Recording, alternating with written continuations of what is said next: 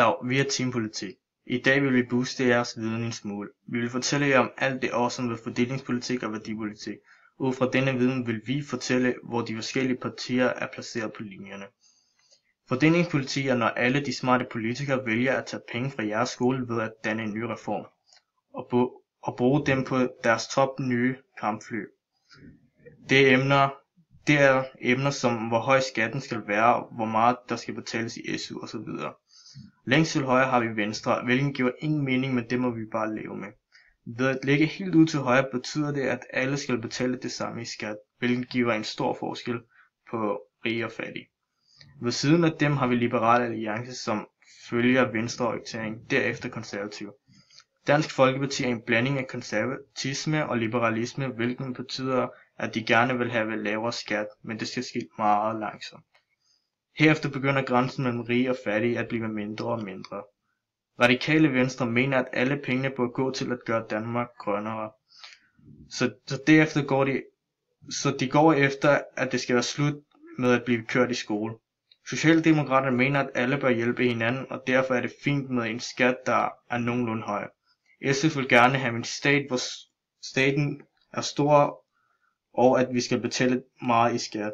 Enhedslisten mener, at topskatten giver lighed i Danmark, og formueskatten burde genindføres, hvilket betyder, at jo mere du tjener, jo færre penge får du lov til at beholde. Med andre ord, du skal ikke stemme på Enhedslisten, medmindre du vil sige farvel til at dyrke dyre mærketøj, du har tænkt dig at købe. Når man snakker om værdipolitik, snakker man om alt fra miljø til indvandring. Værdipolitik kan også støtte til blandt andet udlændinge, så de små, søde afrikanere ikke dør af AIDS. Værdipolitik er også, hvor mange penge og ressourcer, der skal bruges på indvandring og kultur. Vi bliver jo nødt til at bruge lidt penge på alt det indvandring, der nu er. Fordelingspolitik er gammel politik, der handler mest kun om penge, mens den nye politik, værdipolitik, handler om Christiania, lighed, blomster osv. Basically hippie ting. Partier har delte meninger om, hvor meget de går op i værdipolitik. Det er for det meste partier på højrefløj, der ikke går så meget op i indvandring, mens partierne over på venstrefløj fokuserer meget på det. Det går selvfølgelig også an på, hvilken del af værdipolitik, der skal diskuteres om.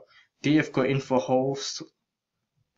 for hårde stramme, kun midlertidig opholdstilladelse og flytninger og imod flere kulturaliteter i Danmark.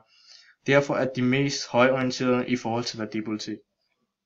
Derefter kommer konservative, som gerne vil have, at indvandrere bliver så danske som muligt, altså formindsker deres tidligere religion og kultur.